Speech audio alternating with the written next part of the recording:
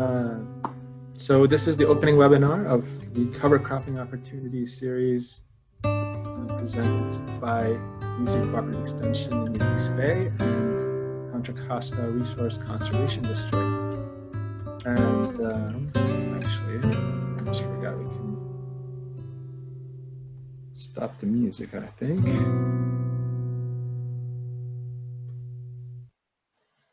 So this series, which will include more focused webinars and also virtual site visit videos and coming up this fall. This is intended to make cover cropping more approachable for our Contra Costa County growers in particular, but this webinar format really allows us to extend our reach, and we're glad to welcome you from near and far. And again, yeah, stay tuned for announcing more webinars soon. So for those of you joining us in California, you can be assured, I'd say, that cover crops will be big in the post-apocalypse. But I'm going to leave all dark humor aside from here on, and just sincerely hope that you and yours are managing to stay safe and out of the bad air conditions. Also, please be advised that we're recording the webinar and it will be posted to YouTube for viewing afterward. My name is Kamyar Aram. I'm a new UC farm advisor, relatively new as of about a year ago. I was serving crop production in the East Bay. And let me take a moment to allow the rest of the team to introduce themselves. Hello, good afternoon. My name is Rob Benetton. I'm the Bay Area Urban Agriculture Advisor. Hi, good afternoon. My name is Julio Contreras. I'm the Community Education Specialist working with Rob Benetton with the Urban Ag Program in Alameda with UC Cooperative Extension. And I'm Ben Weiss. I'm the Agriculture Conservation Manager at Contra Costa Resource Conservation District. Thank you. And today's webinar features our guest, Billy Synk, who I will introduce in a moment. During Billy's presentation, though, please feel free to post your questions in the question and answer feature of Zoom, and we will address as many of them as we can at the end. We are scheduled to go until 4 p.m., but for those who can stay, I think we'll extend the question and answer till at least 4:30. And also for those who are interested in more cover cropping info this week, the Lockford Plant Materials Center, which is a Natural Resource Conservation Service center, is hosting a field day tomorrow. Here's that flyer for them. And if you'd like to attend, you will see, you will need to email Sean Vu, whose email is down in the flyer there, and we'll paste it also into the chat for you. At this point also, please go ahead and introduce yourself maybe in the chat to us and to one another. And I will introduce Billy Synk. Billy is the Director of Pollination Programs for Project APIS-M and manages the Seeds for Bees program, which has installed about 40,000 acres of bee forage cover crops in orchards throughout California. He was trained in beekeeping by noted bee breeder and geneticist Sue Kobe at Ohio State University. The Ohio State University, I should say, being also an alumni. That's where he received his BS in Environmental Policy and Management. And then in 2009, Billy moved to California to work in the hybrid seed industry. After gaining experience with production agriculture, he joined UC Davis, where he managed bees and participated in bee research project with researchers Drs. Brian Johnson, Neil Williams, and Elena Nino. And Billy has also worked with photographer Anand Varma on the quest for a Super Bee article published in May 2015 edition of National Geographic, and also participated in the incredible honeybee metamorphosis video. And actually, I'm going to post the link to that here for you to view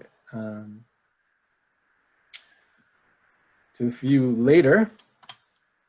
Without further ado, I'm going to stop sharing my screen and pass it on to Billy. Thank you for joining us, Billy. Thank you for having me. Yeah, good afternoon, everyone. It says I can't share. Now you should. Sorry, took me a moment to. Is everybody can hear me good? My volume's okay? Great. Sound good to me. Yeah, you're good. They go into full screen mode here. Alrighty, well, today's talk is going to be, I'm going to touch on a bunch of different topics. First, I'll get into nutrition and forage. That's just kind of a beekeeper's term for the pollen and nectar that's out there in flowers.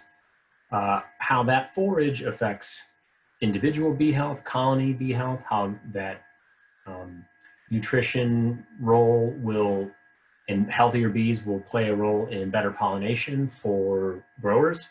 And I'll talk a little bit about the soil health benefits of seeds for bees. And I'll go into some preliminary research on cover crops and a little bit about the program I manage, Seeds for Bees. So I'm the director of pollination programs for Project Apis M. We get our kind of funky name from the Latin, the scientific name for the European honeybee, Apis mellifera. We are a nonprofit organization. We fund and direct a lot of honeybee research throughout the country, and we also have some forage programs like Seeds for Bees, which I will address here later on in the presentation. So real quick, why are honeybees dying? Everyone wants to know, as soon as they are able to talk to someone that's knowledgeable about bees. And we talk about the 4 Ps. These are the 4 reasons. Pests. There's all kind of different pests. Tracheomite, anywhere from tracheomites to bears to skunks, but really the main one that of concern is the varroa mite, and that is what you see here in the bottom photo and the photo to the left. That is playing a huge role in decreased bee health. Pathogens, so a lot of times these are viruses, parasites, bacteria, mycosporidia that the pest, the varroa, can vector and can help spread around. Incidental pesticide use can be another one, depending on the scenario and kind of the landscape and how things are being managed. And then poor nutrition is another one. The stress caused by poor nutrition is a huge factor in why bees are having the issues that they are. Whether it be pests or pathogens or pesticides, sometimes I consider myself lucky that I deal with this fourth P, at least me and my program, Seeds for Bees, does. The pest pathogens, pesticides, they're very complicated issues. There's a lot to know. There's a lot of papers to read, and just to be current on that literature review is a whole job in and of itself. But what's great is that when that nutrition is ample, it helps mitigate the negative effects of those other issues, the pests, pathogens, and the pesticides. So in this presentation, I'm going to talk a lot about kind of colonies raised in pollen abundant environments or forage abundant environments versus colonies and bees raised in conditions that are limited. So why is nutrition so important for bees? There's definitely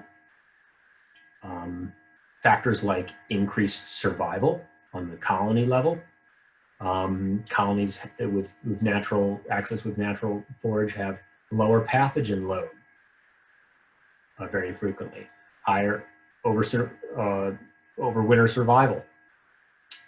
Even the communication, when bee colonies are properly fed, they are communicating about 20% more efficiently than their counterparts that are raised and existing in environments where they don't have access to that forage.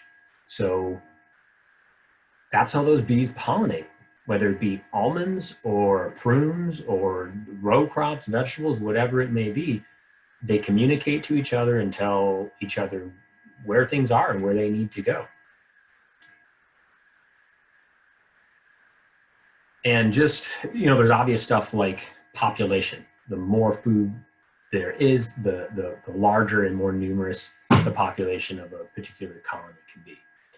Now, that's why nutrition is important for just general bee health.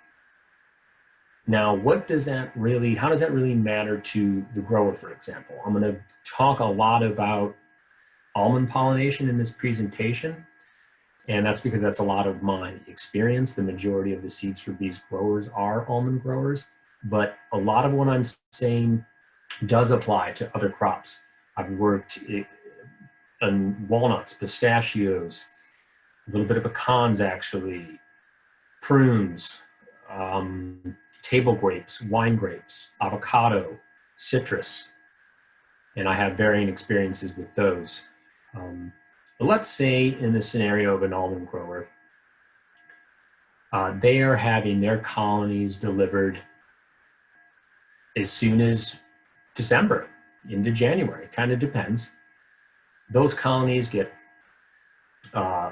brought in near or directly next to an almond orchard. And they don't really have anything to eat. So a little bit of bee biology real quick. In this summer, bees have a caste system. The first 2 weeks of their life, they're a nurse bee. The third and fourth week of their life, they are a middle-aged bee. They still are inside the colony. In the last 2 weeks of their life, weeks 5 and 6, they become a forager. That's when they're leaving the hive and going to look for pollen, nectar, water, propolis, etc. Then when fall comes around, kind of depending on where you're at, that can be anywhere from September to November.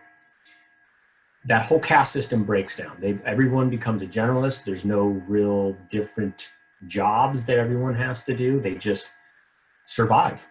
The lipid content, the fat stores in those bees are higher than any other time of year because they need to make it through the winter. They just huddle, they vibrate their wing muscles, they keep themselves and the queens warm.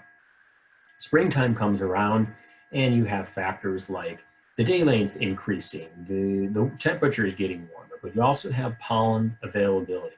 So the first pollen that comes in the springtime triggers that colony to start building up. It tells the queen, hey, the resources are here. I can start laying eggs, up to 2,000 eggs a day.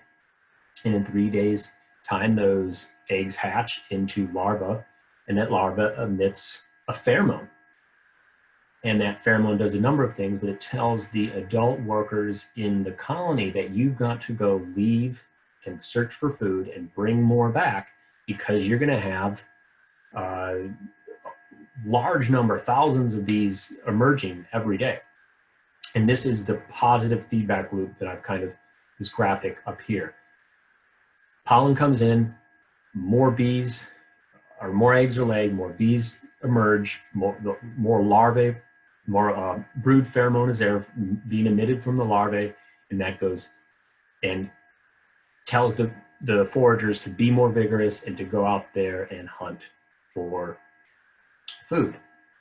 Now, this is going to happen, let's say, the first day of almond bloom in the second week of February.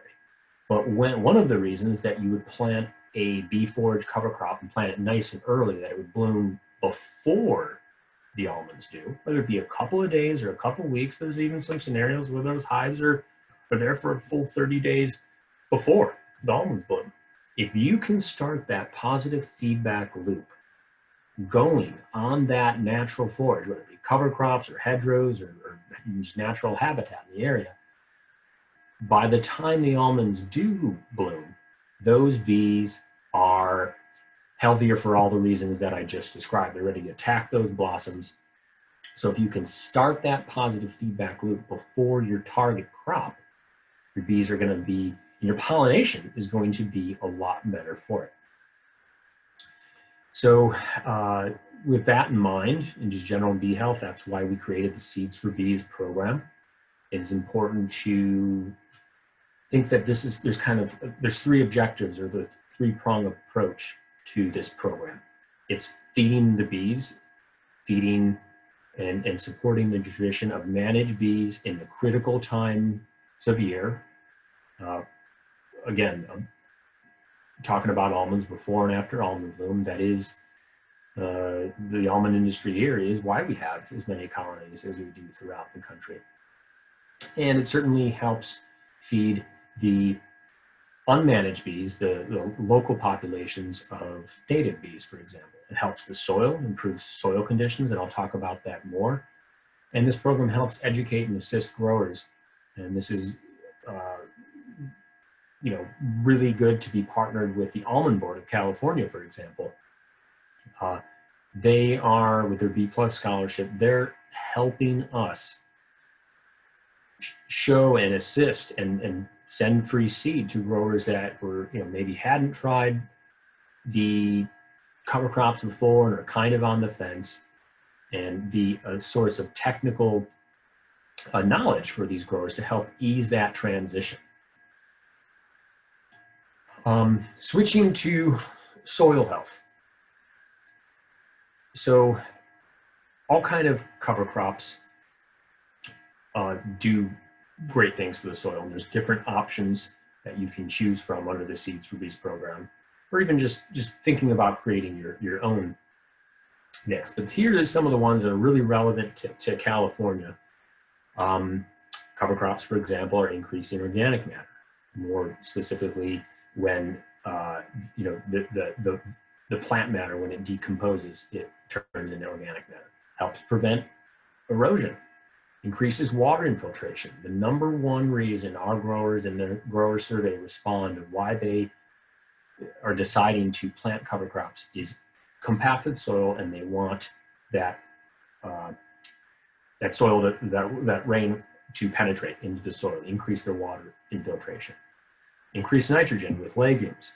All cover crops are going to suppress weeds. If you have something out there that is fighting for light, fighting for water, fighting for nutrients with your weeds, you're going to have dramatically less weeds, and we get a lot of those reports from our growers. Suppress nematodes. If you plant brassicas in a particular way and integrate them in a particular way, and I can answer more questions about that at the end. Decomposition of mummy nuts. Again, this is just relevant to almond growers, but can actually help with your sanitation in IPM and reduce ground cracking, for example. So building up organic matter is very hard in California. It's often very warm. There is always microbial activity. Cover crops are a long-term investment, just like orchards, for example. And you're not going to increase your organic matter from 1% to 2% in any one season, but there's no way you're going to be increasing it if you're not amending your soil in some way. So what organic matter works just like a sponge. 1% organic matter in your soil is responsible for holding 19,000 gallons of water per acre. It's just like if you ripped up a little sponge and integrated into that soil. That has pretty serious implications for water here in California. Real quick about the Seeds for Bees program. There's 4 different options. They act quite differently, and that's part of the technical advising that I engage growers with, is figuring out what are your goals, what are your concerns, what type of soil do you have, what type of irrigation do you have, what crop are you on, what type of equipment do you have, what's your timing. These are all things that I've gained a lot of knowledge about and can help guide the grower to a particular mix, particular seeding rate, planted in a particular way, terminated at a particular time and way. the cost share structure. First year enrollees get eligible for a $2,000 discount off their total seed purchase. And the second year enrollees get $1,000 discount. You always get discounted pricing, free shipping, and depending on the seed mix you select and the rate that you plant it at, that can be $2,000 can be anywhere from 50 to 110, 120 acres worth of cover crop seed. So let's say you have 6 foot wide cover crop strip or a 6 foot wide drill and on 24-foot spacing. 6 is a quarter 24. So that's 25%. So you could have a 400-acre block orchard, and 100 acres of cover crop would be appropriate to cover that whole entire acre, or that whole entire 400 acres with a 6-foot strip down the middle. Pretty easy, streamlined program. You have to reside in California, complete an online application, and do your best to kind of maintain and manage that cover crop. Submit a couple of photos to me and fill out a survey in the spring. So the mustard mix, it's all brassicas. You got canola, 3 different species of mustard, and daikon radish. This is going to be the one that's going to bloom if planted early and irrigated and kind of germinated by November 1st or late October. It will bloom before the almonds. You can see that upper right-hand corner there. It's before the bloom. Clover mix. It's 5 different species of clover and medic, which is like an annual alfalfa. All legumes. Not as good with weed control, but very good at nitrogen fixation, less good with soil penetration, takes a little more water than the other ones, but growers that are able to manage a clover mix really enjoy it. The soil builder mix, this is a new mix. This is the second year we're trying it out. It's kind of a combo, so it's got some of the brassicas you see in this mix, and some legumes as well, and as well as grain. So this has become a very popular mix. You get a little bit of that early forage, you get a little bit of that late forage. Those legumes are going to be blooming before and after almonds into March or April, and those grains really help with biomass and really help choke out the weeds. Here's another view of it. These are all 3 pictures are in almonds. And just, I put these couple of slides in just to think about different ways you can do this. Drill seeding is the superior method. You get to save on seed costs because it's more efficient. You plant at a lower rate. If your soil is very hard, very high clay, chances are most likely you'll be able to drill right into that. There are some exceptions, but that's another piece of equipment. So a piece of equipment you've got to purchase and store and maintain. You can have a really good cover crop stand from broadcasting alone. And you can see here, this is pretty DIY. This is, I think this is an ant bait spreader. So these 2 pictures are actually of the same ATV. Put an ant bait spreader on the front. You can see those 2 flaps taped on the sides, or to keep it in the rows, in the middles. You don't want it on the berms. You can see the tire marks in this soil. It's very sandy, very loose. No seed bed prep is needed at all. But after you broadcast, you do need to cover up the seed a little bit. Birds will get at it, and then when it does rain or you irrigate, it'll dry out too quick if it's just laying on top of the soil. These are small seeded, so you only want 1/4 of an inch at most deep in there. But just that kind of piece of chain link fence, even behind a tractor or 4-wheeler, just something to drag a little bit of soil over that is definitely good enough. So here are the results. These are the same. So these photos are were planted with this setup, and sure, I've seen better, but this is a very good cover crop stand. So you can have good results. Again, that first one might have been a cedar. This is definitely an at-bait spreader. Kind of same setup. Now, you get a lot of the soil health benefits if you plant in the orchard, of course, but if for whatever reason you can or don't want to, there are some opportunities to do it right outside of the orchard. So from the perspective of this photo, the orchard is directly behind me. And the bees are still going to access it. It's going to be right there. So a little bit about research. There is the most comprehensive study ever done on cover crops in orchards being funded right now by the Almond Board. So excited to be involved with the Almond Board and all the researchers you see listed here. We are getting a lot of good preliminary data, and after this study is done, I'm sure it'll make a great paper, and we're able to kind of attach some real data to some of the anecdotes that have been floating around for a while. So really glad to be a part of this. And you can see this article even says, almond cover crop myths busted. And then I think what is important about the education of this work is that a lot of people, for good reason, they were cautious of it and concerned about it. Some preliminary results. Nitrogen, for example, not surprised to see. We know legumes fix nitrogen and help out nitrogen, and it's right around 100 acres about, or 100 pounds per acre. It's increasing your nitrogen. Yield, for example, this was very pleasing to see. I would have been happy just showing that there's no negative yield, which I didn't think there was going to be. But I'm not surprised to see that if you have better pollination, it's going to vary from year to year, the particular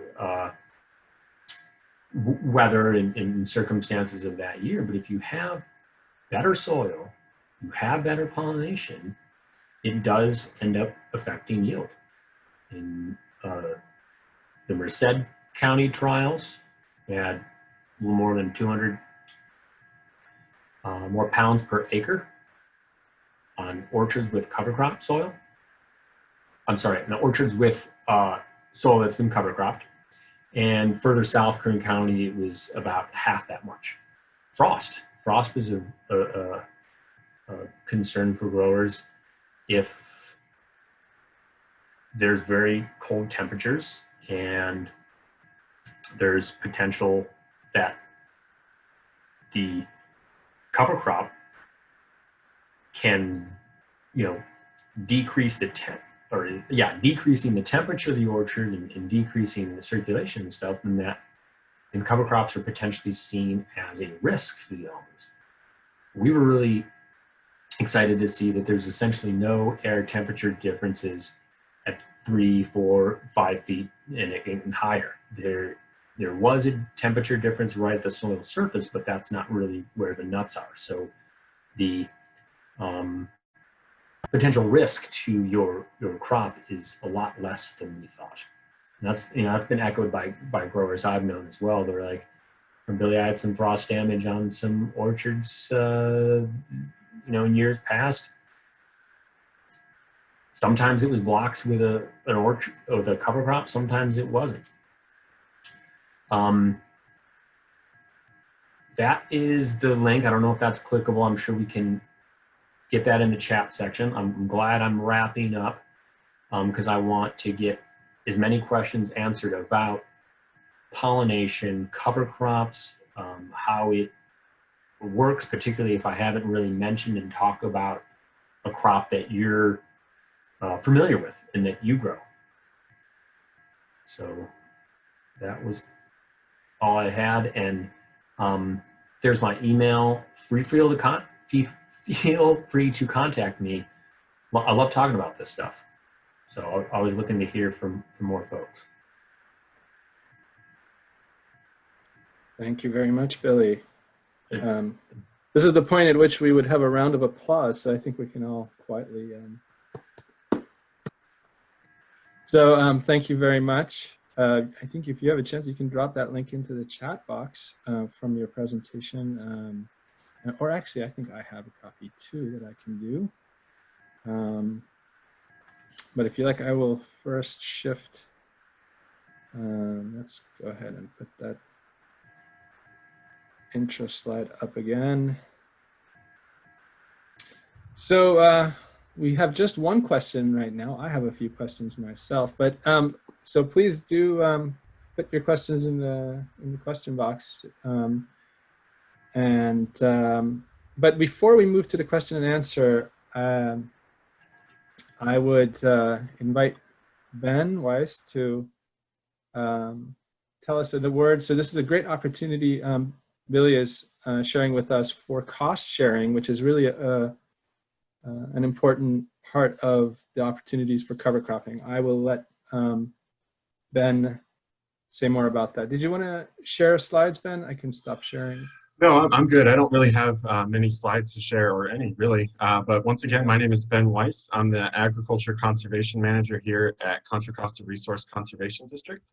For those of you that don't know, resource conservation districts have existed for roughly the last 70 or 80 years now, working with voluntary farmers and ranchers to do conservation out on their agricultural lands. So what that looks like in the context of this program is I like to think of the RCD as a conduit to cost share funding opportunities, both at the state, local, federal, and some nonprofit level. So to talk briefly just about some cost share opportunities, Billy's already talked about the Seeds for Bees, and I plan on sending that out to our mailing list. So hopefully you get some people here in Contra Costa County, Billy. But other cost share opportunities are out there. This past summer, the Department of Food and Agriculture just completed the Healthy Soils program for the 2020 solicitation.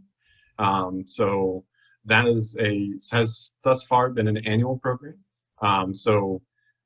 We expect the next round to be sometime next year. The best way to find out about that, if you don't go looking for yourself, is to get on my mailing list. Like I said, I'm going to email what Billy just sent out here soon, but I also send out stuff from time to time about the Healthy Soils program, which is a great program that'll includes cover cropping in addition to a bunch of other management practices that could work on your farm or ranch.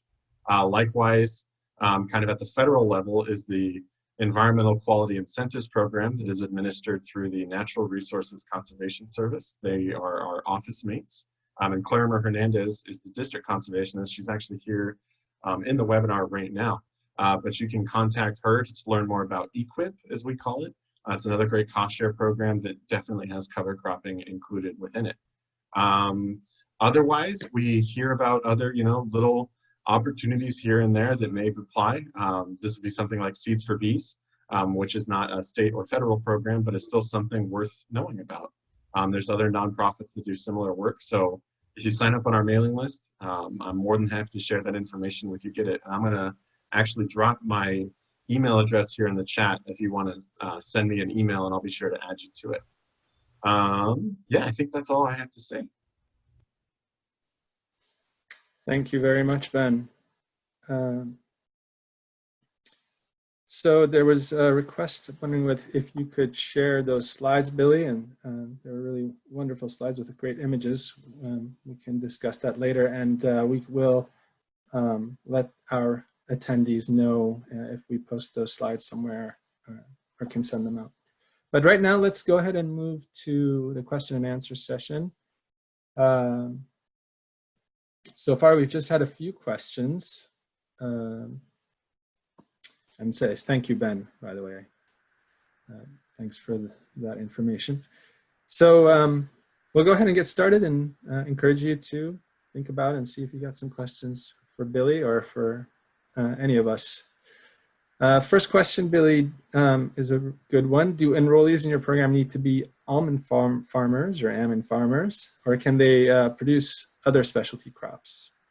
I think you addressed that to some extent, but let's get a little bit more into that. Yeah, I encourage anyone to apply. Like I said, that the majority of our growers, all almond growers. So I speak to that a lot. Almond trees need managed bee pollination. If you have a crop that needs pollination from bees, obviously you're going to be at the top of our list. But even if you don't, like I mentioned, walnuts, there's a little field in our application to kind of explain, well, why are you doing this? What interests you about cover crops? So definitely encourage everyone to apply, and we talk about some of that stuff over the phone. It's a pretty streamlined application. I think it only takes about, Microsoft Forms giving me data. It's about 15 minutes average time. So. Thank you. I'm going to piggyback one of my own questions onto that, and which is, so if you mentioned that you had worked in some systems that are not bee or insect pollinated, like walnuts. So I was thinking, if you plant a pollinator supporting crop and a non-pollinated crop, will that draw bees away from, if you have other pollinated crop blocks nearby? Or is it just going to fortify them and allow them to be more effective all around, even in adjacent fields? That's a good question, because I talked about frost being a concern. Other concerns are competition with pollination, which gets your question, and organic matter on the orchard floor, stuff like water use, for example. And the idea is that bees have a limited time to pollinate your crop. You want them on the crop, whatever it is. You want them on those flowers, setting fruit, setting nuts, setting vegetables. Am I going to decrease my pollination by having all these other resources? And there's been a couple of different studies that show that they do not. And just kind of your basic bee biology would indicate that as well, because bees are always trying to hedge their bets. Even though they may have some ample resource of pollen and nectar right on their doorstep, they're always sending out scouts to go look for anything else. Because once that major resource of nutrition dries up, they need to shift their colony's direction to that other resource, whether it be natural habitat, landscaping around your house, cover crop in the other person's orchard, whatever it is. They're going to constantly send out scouts and be traveling and foraging on those different crops. So if you are able to provide the full nutrition that they need right in the orchard, they're going to travel less. Almond pollen is very nutritious for honeybees. It's I think about 25% protein. It has all the amino acids that they need, but it's still just one source. There's more work and more mystery around some of the micronutrients and some of the other things that bees need. So almond pollen is very nutritious for them, as is,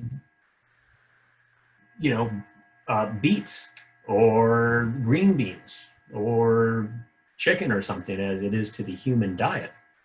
But if that's all you're eating for 45 days for 3 meals a day, you're going to be nutrient deficient. So it's about creating and increasing the abundance and diversity of food out there. So you can kind of anchor the bees to a certain area by making sure they have enough heat.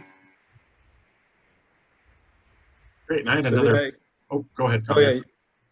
And so I think I understood the gist of your answer to suggest that the variety is an important thing in supporting them both in their health and their sticking around. Yeah, and I saw some of the data in charts from Dr. Neil Williams out of UC Davis showing that just even the vegetation on these cover crops dramatically decreases once that almond blooms starts, because it is so nutritious. Wow. Great. I had a Very quick interesting. question, and it's, Yeah. sorry. No, it's- But this is actually from someone in chat too, and it's a question I have. So a lot of the growers that we have here in Contra Costa County, the vast majority of them farm under 10 acres. Does your Seeds for Bees program have any sort of acreage restriction, or do you guys prioritize large farms, or can small farms apply too? The size doesn't matter. We want to work with anyone really, being that we are trying to do the most work possible at that intersection of commercial beekeeping and commercial agriculture. It, it, it's kind of more appropriate if you are a commercial producer. That could be, you know, at your local farmer's market, that could be tens of thousands of pounds of almonds. But you're kind of your hobbyist, backyard grower, you know, suburban type of grower, just for your own home use or whatever, that's not really our target. Great, thank you. But I see a person in here about a question, you know, urban farms apply, we're in NSF, you know, they have apples, all kind of fruits. I definitely encourage them to apply. And I also wanted to say that if you don't maybe meet the criteria of the Seeds for Bees program, just, well, this is what other people report. I don't want to congratulate myself, but just simply going through that process, talking to me is a learning experience, and I can maybe direct them to other resources or give them other ideas. And, you know, if somebody's willing, there's always something somebody can do, no matter the crop or the size. Great, thank you. Great. I see a few questions about non-apis pollinators. So can you maybe comment on kind of appropriate mixes that might support other pollinators and might be, you know, and also might be appropriate for different timings than almonds and the stone fruit that are very early in the spring? Sure. So far we've talked about cover crops. When you think of them, their main function is helping the soil, or the main function is helping bees, or a balance of the two. We've talked about cover crops. Cover crops are a tool of production ag. They are a lot of times they're cheaper. They can be anywhere from $16 to $35 an acre. They are temporary. They can be driven on. They can be mowed down. They are, again, a tool of production ag. But what I haven't mentioned is the habitat work that we've been getting into starting last year. So fall planted 2019 was the first year we did this. Habitat outside of the orchard. Now, this is habitat that is ungrazed, you know, it's not managed for production. If it's managed for the habitat's sake itself.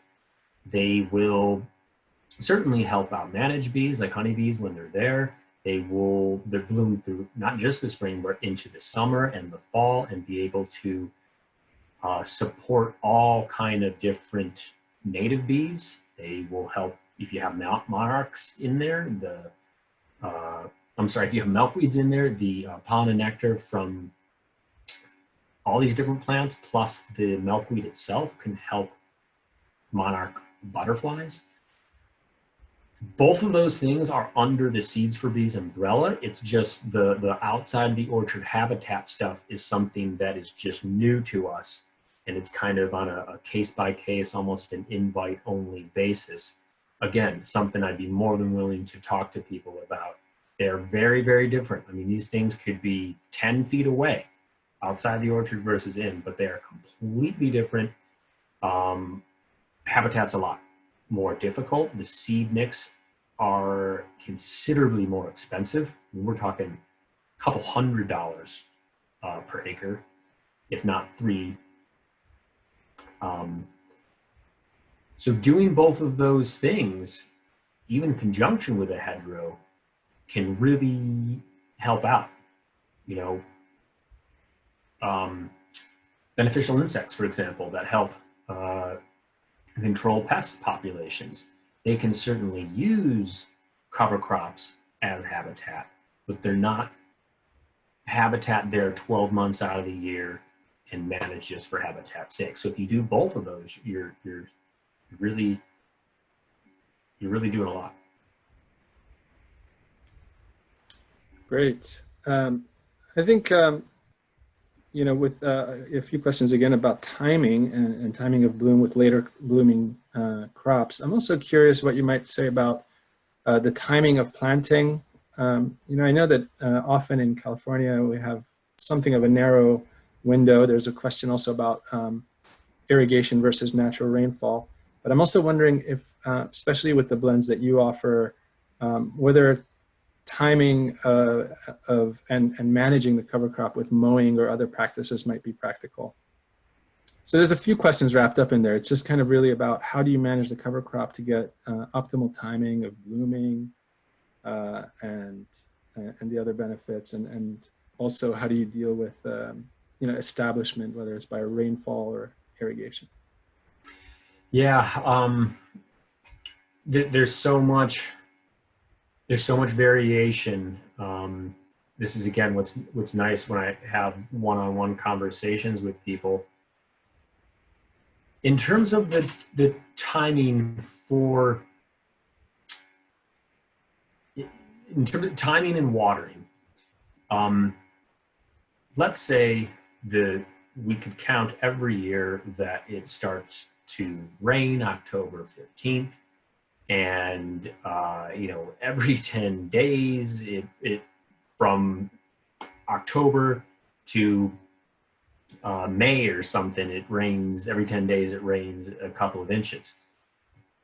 This would be a lot simpler. You'd never have to irrigate any of the cover crops. But a lot of growers do irrigate it to kind of help out. I'll go over some scenarios. So our mixes were designed with California's water needs in mind, particularly that mustard mix. I have seen that mustard mix be pretty much 10 out of 10 perfect, nice and early. You can't see an inch of bare ground, and it's done on 6-7 inches of water, which means growers in the South Valley, they are able to do this. Now, would sending them clover mix, for example, be a good idea? Probably not. It's probably not going to work. There are maybe some years where it would. So what the irrigation does is it helps buffer some of the weird weather we're having, whether it be just not enough rain, or it's all in the spring, or it's all in the fall. I think last year in this region, I live in Sacramento, it was the driest February on record. So, and it depends on also what your goals are. Say, for example, you wanted to really have that mustard mix blooming at the end of January. Well, then you would plant as soon as possible.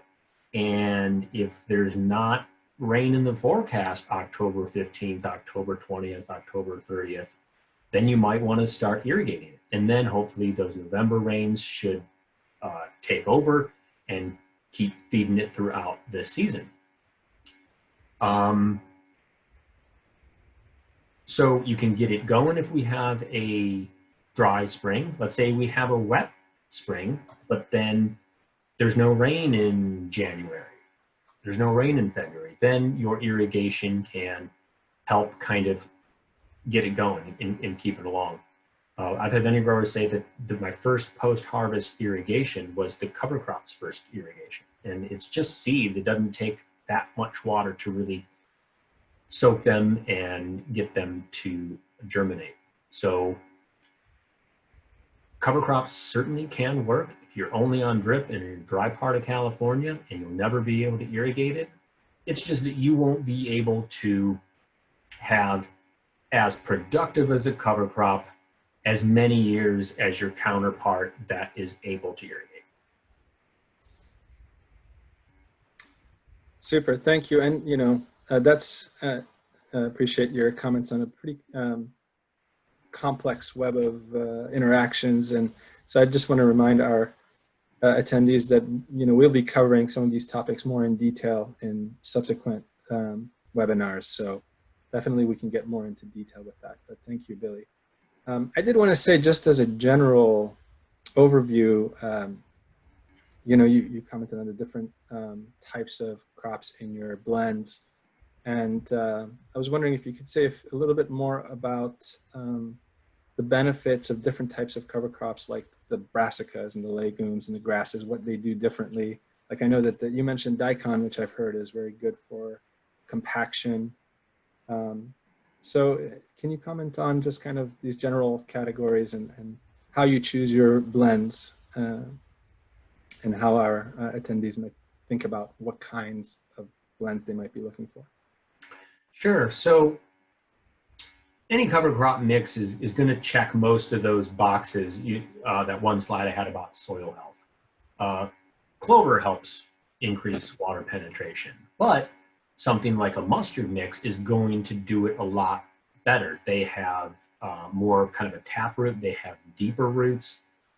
For nematode control, for example, other than fumigants, brassicas are a great way to control nematodes. We've had growers try to do it in a mature orchard, but they're only planted in the middle, so you don't really know if you're affecting the nematodes because they're in the berms, not the middles. But we've had growers, they take out an orchard and plant every single square inch of that area with brassica. There's a lot of vegetative growth. They mow it down, kind of terminate it and integrate it into the soil. If you want to maximize nematode control with brassicas, we're talking hours, not days. When you mow that stuff down, you've got to incorporate in the soil right away. So then it's fumigating essentially the deep into the soil. And,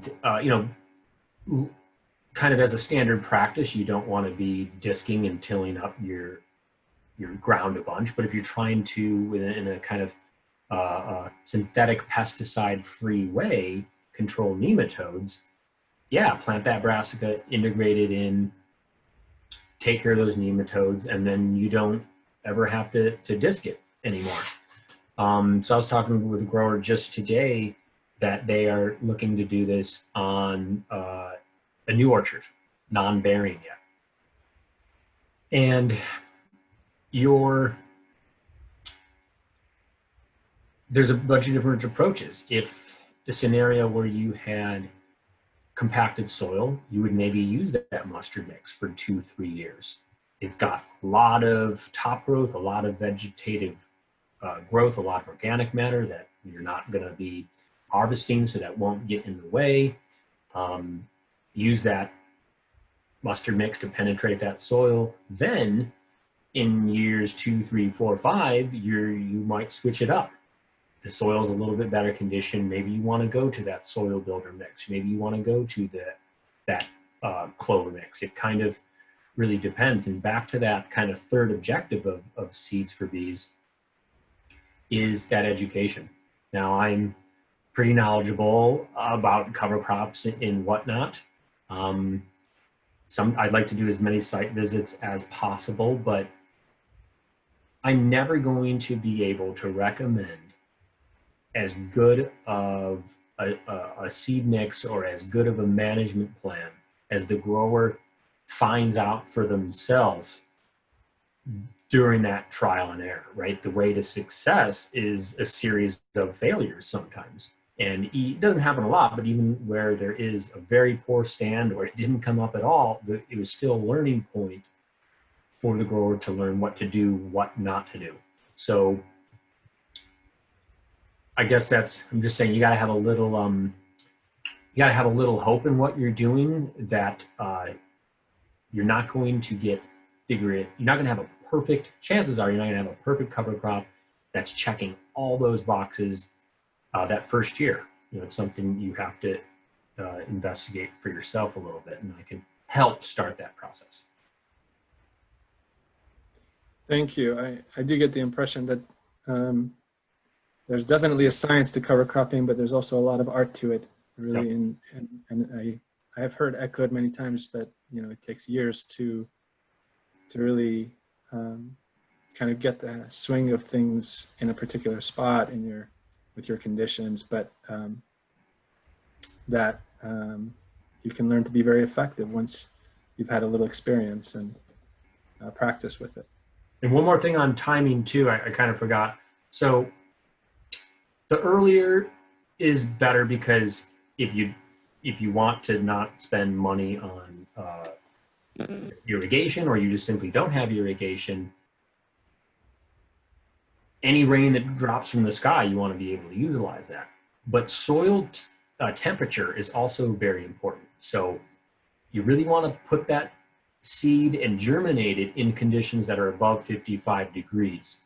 It will have an effect throughout the life of that stand. You look at 2 different cover crop stands in March, and one was planted when it's 65 degrees, 70 degrees, and the other was planted just even 5 days later when it's cold.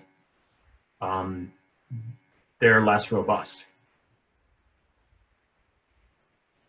Remarkable and important.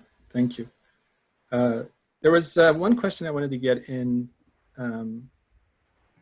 for sure was that someone asked about appropriate kind of tools or equipment for seeding on a small scale. Let's say 1 to 5 acres or 1 to 10 acres. It's quite a range, you know. So any comments on that? So if you, for smaller folks, they're probably not going to have a seed drill. I do know folks, they're not associated with our organization, but they do custom planting. So that's a way, but that's an added cost. But broadcasting can work very well. Now there's a little bit more of a learning curve.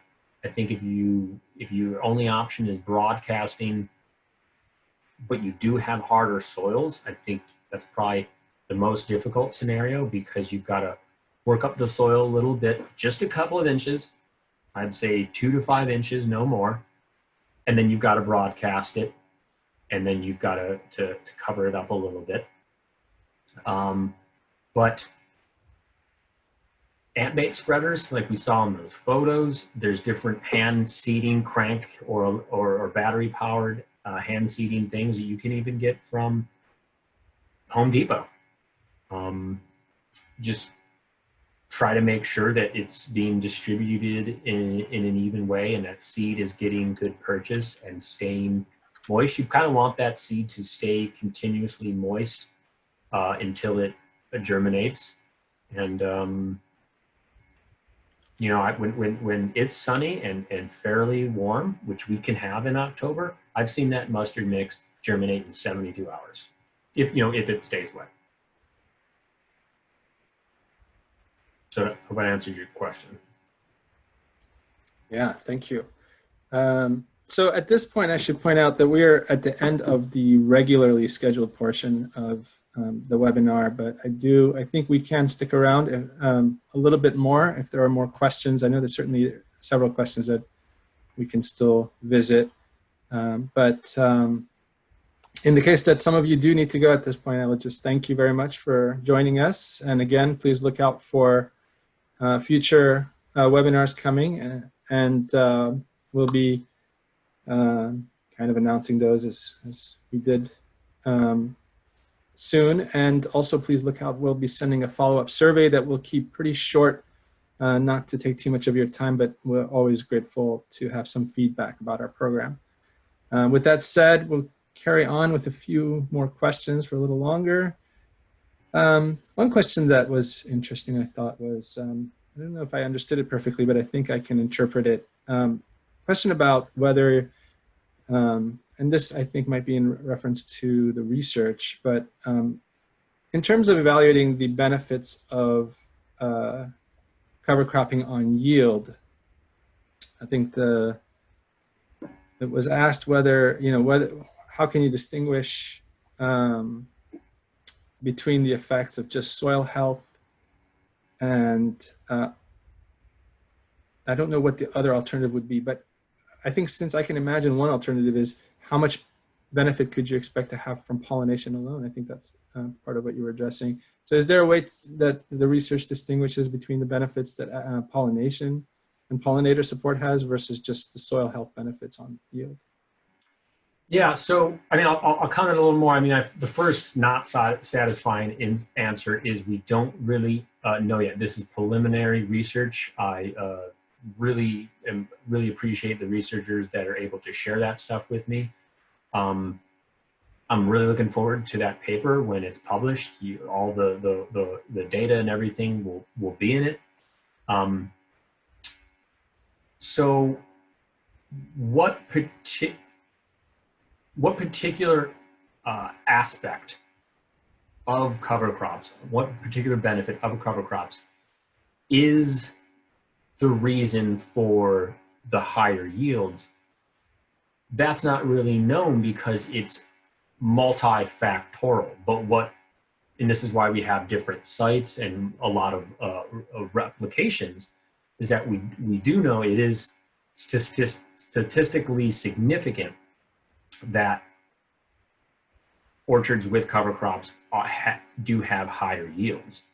I'm going to guess that it's not just one thing. It's a little bit of that increased water infiltration. It's a little bit of that erosion control. It's a little bit of the bee health benefits. It's a little bit of the organic matter, increasing organic matter and water retention. So that's what's kind of I guess fun to work with cover crops, is that we know it's certainly not a cure-all, and no one grower, I don't guarantee any one grower is going to achieve all those benefits as much as they can every year, but we do know that it is kind of a win-win, and it's doing more than one good thing at a time.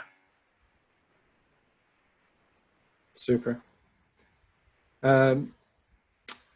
One question here that I think will just draw on more your general knowledge rather than anything specific to the program, but are there native crops that are suitable for urban landscaping that would provide forage for honeybees in urban areas? I don't know what they quite mean by native crops. I mean, there's certainly all kind of Oh, sorry, yeah. species that are native to California that they're on some of our habitat mixes outside of the orchard. There's certainly a lot of good things native to California that help out bees throughout the year, spring, summer, fall. Yeah, that's an interesting question. I kind of read it without catching it. So native crops, I take it they mean native cover crops. I've heard of things like even California poppy being used as a cover crop. Do you know anything about, use of kind of wildflowers like that? Oh yeah, I mean that's I'm sure it could be done. Wildflowers like that are usually more expensive. They're usually a little bit more tricky to grow. They're used to existing kind of in a diverse environment, to where it's not necessarily poppies shoulder to shoulder with no ground cover, for miles and miles. There's patchy ground sometimes. There's other grasses in there. There's other forbs in there. So to kind of get that really nice control, that a grower can put it in a particular spot. They know exactly how it's going to behave. The germ's going to be good. You can plant it at a rate that you can guarantee there's all that. There's no bare ground. You definitely have to rely on species that are more traditionally cover crops. Now, that doesn't mean that they're invasive. We don't, certainly don't recommend and definitely do not have any invasive species in any of our mixes. That's not what you want, that's for sure. Good distinction, thank you. A question that came up, I'm not sure, about whether public agencies are eligible to participate in the program. And I think you pointed out that you're really oriented towards commercial farms. Have you had any public agencies maybe that are doing some large, production agriculture work with you, or is that possibly an option? I've talked to a bunch of folks. I don't think we've ever really had one sign up. Yeah, I mean, I welcome for them to apply or even just get my contact. And if you don't want to apply, we can have a short conversation.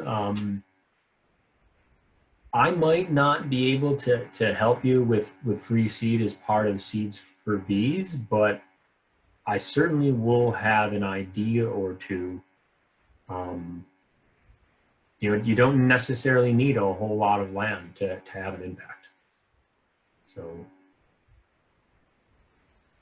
Great, thank you. And then there was one question about erosion control. I think that's a general maybe question about cover crops.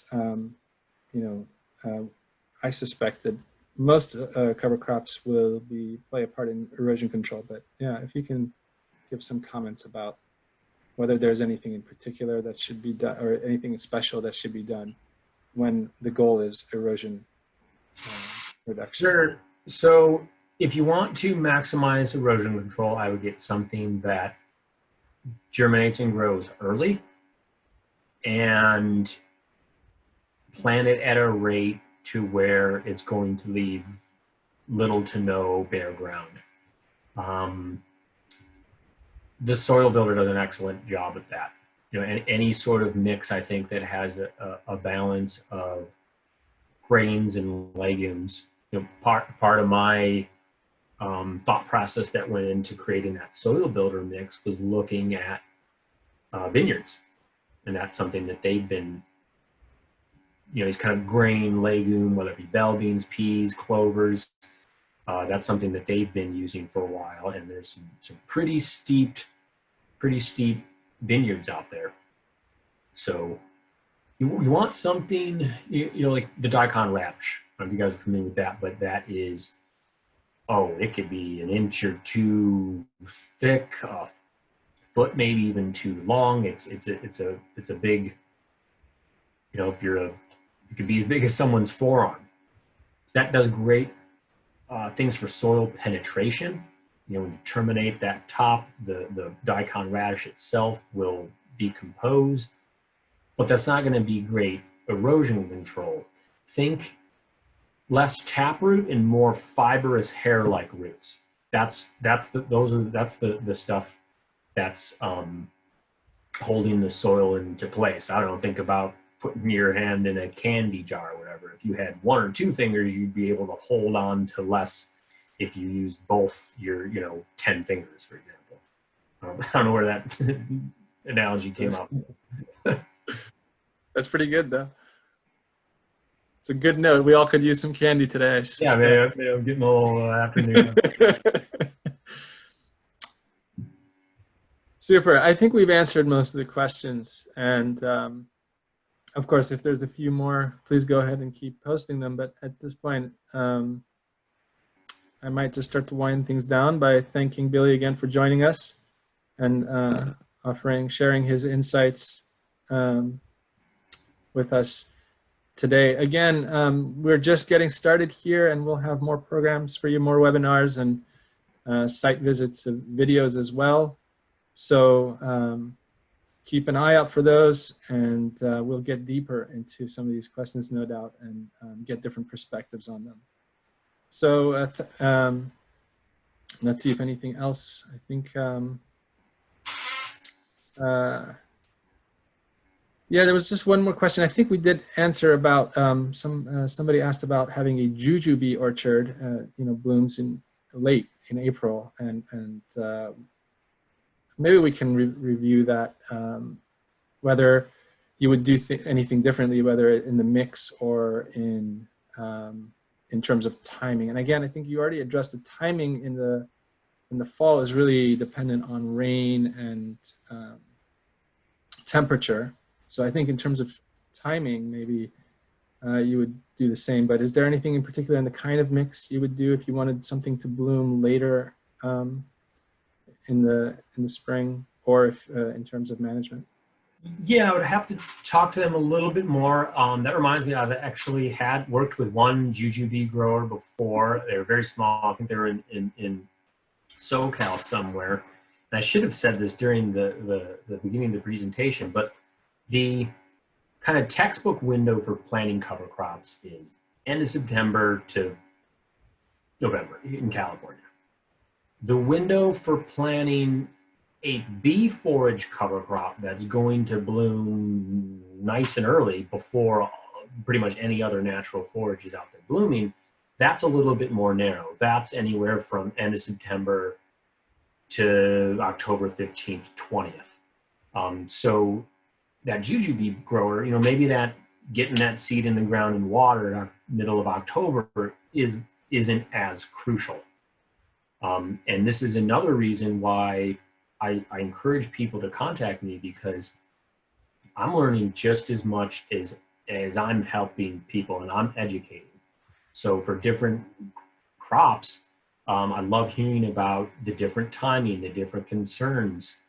There's this particular pest that is a concern in this crop versus this other one. So the more I learn, the better I'm able to tweak my mixes and just provide a better service, frankly. Excellent. Thank you very much again. I think we've answered all the questions, and unless there are any more that might come in now, once again, thank you very much, Billy, and thanks to the team here in kind of starting this program, Ben, Julio, Rob, and so please do look out for our follow-up survey, and look forward to having you join us here again very soon. Thanks for having me. Any final comments from Billy or the other? Just say thanks for everyone that came, and thanks for everyone that will eventually watch this on YouTube for sticking around to the end of the video. Yeah.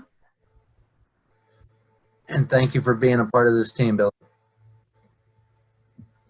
Thank you to Julio for helping with the Q&A, and thank you to Kamiar for emceeing with Ben.